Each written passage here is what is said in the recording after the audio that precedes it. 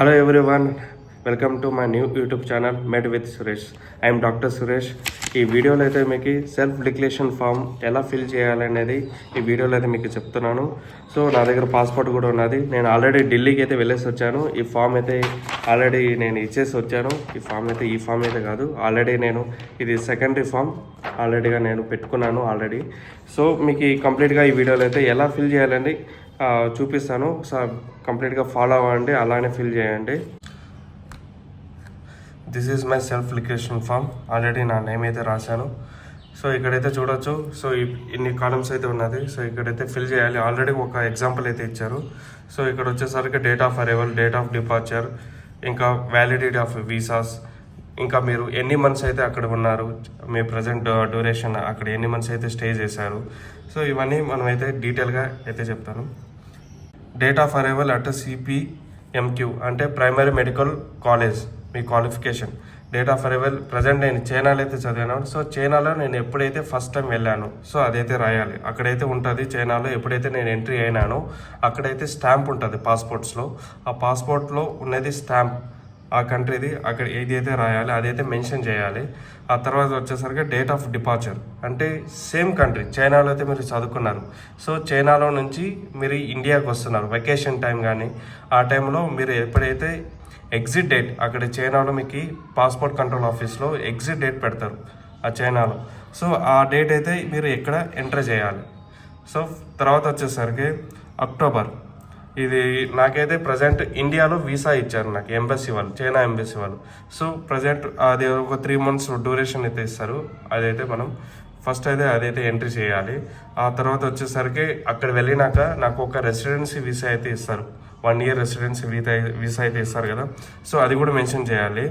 Mention చేసినాక next వచ్చేసరికి total duration spent in the, మీరైతే ఈ డేట్ ఏదైతే ఎంట్రీ డేట్కి ఎగ్జిట్ డేట్కి ఎన్ని డేస్ అయితే మీరు ఆ కంట్రీలో స్టే చేశారనేది మాత్రం క్యాల్కులేట్ చేసుకోవాలి. నేనైతే 2 months 28 days అయితే ఉన్నాను. సో ఇది తర్వాత వచ్చేసరికి నేను మళ్ళీ నేను కరోనా టైంలో ఇక్కడే లాక్డౌన్ అయిపోయినాను. ఇక్కడే ఆన్లైన్ క్లాసెస్ కూడా అయినాయి. ఆ తర్వాత నేను వెళ్ళింది మళ్ళీ November 24, 2022లో అయితే వెళ్ళాను. సో అక్కడే నేనైతే చైనాకి నేను November 24th అయితే రీచ్ అయినాను. మళ్ళీ నేను ఇండియాకి ఆల్మోస్ట్ నేను 13 months అయితే 20 days అయితే స్టే చేశాను. సో ఎగ్జిట్ డేట్ అయితే చూసుకోండి. మీ date of departure same from China, not from India. Okay, China నుంచి. సో నేనైతే 12th January 2024 నా వెకేషన్స్ కోసం నేనైతే ఇంటికి అయితే వచ్చాను. సో మీ స్టాంప్స్ అయితే చూసుకోండి. స్టాంప్స్లో అయితే ఉంటుంది మీ exit date from your studied country, ఎక్కడైతే చదువుకున్నారో, రష్యా కానీ, చైనా కానీ, ఫిలిప్పీన్స్ కానీ, ఎక్కడైతే కానీ. సో ఎగ్జిట్ అయితే ఉంటుంది, ఎగ్జిట్ స్టాంప్ అయితే ఉంటుంది. ఆ డేట్ అయితే మెన్షన్ చేయాలి. సో మీరు ఎంట్రీ నుంచి ఎగ్జిట్ వరకు ఎన్ని మంత్స్ అయితే డ్యూరేషన్ స్టే చేశారు అది ఇక్కడ కంప్లీట్గా రాయాలి. తర్వాత ఇక్కడ మీకు ఎన్ని వీసాస్ అయితే ఉన్నాయో అన్ని వీసాస్ ఆ టైం, రెసిడెన్సీ వీసా కానీ, ఏవైతే ఇండియన్ వీసా కానీ ఎంబసీలో ఇచ్చిన అన్ని వీసాస్ అయితే మీరు ఎంటర్ చేయాలి. సో మీరు జస్ట్ ఎంటర్ చేయాల్సింది మంత్, ఇయర్, ఎప్పటి నుంచి ఎప్పటి వరకు. సో ఇదైతే మెన్షన్ చేయాలి. ఆ తర్వాత వచ్చేసరికి నేను మళ్ళీ వెకేషన్ టైంకి అయితే వచ్చాను. మళ్ళీ ఇంటికి వెళ్ళాను. 3 months ఏమో ఉన్నాను, 2 months అయితే ఉన్నాను ఇంటికాడ అయితే. మళ్ళీ మార్చ్ 7th రోజు అయితే నేను చైనాలతో ఎంట్రీ అయినాను. మళ్ళీ వచ్చేసరికి నేను డిపార్చర్ అయింది, నా గ్రాడ్యుయేషన్ అయిపోయింది ఆ టైంకి. సో నేనైతే July 2nd అయితే నా ఎగ్జిట్ అయితే ఇచ్చాను, exit date from China. So అప్పుడైతే నాకు ఒక వీసా అయితే ఉంటుంది కదా, ఆ వీసా అయితే రెసిడెన్స్ వీసా అయితే మనం ఇక్కడ ఎంటర్ చేయాలి, రాసుకోవాలి. సో ఎన్ని మంత్స్ డ్యూరేషన్, సమ్ ఎంట్రీ నుంచి ఎగ్జిట్ వరకు 15 months 26 days.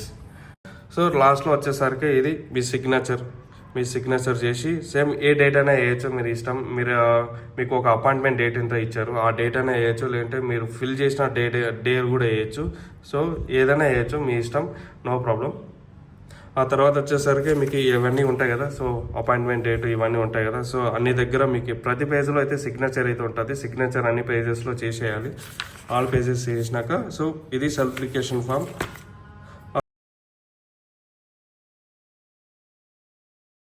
So so next వీడియోలో వచ్చేసరికి మీరు ఏ సర్టిఫికేట్స్ అయితే తీసుకెళ్ళాలి ఎన్బి బోర్డ్కి, సో అవన్నీ క్లియర్గా అయితే మెన్షన్ చేస్తాను.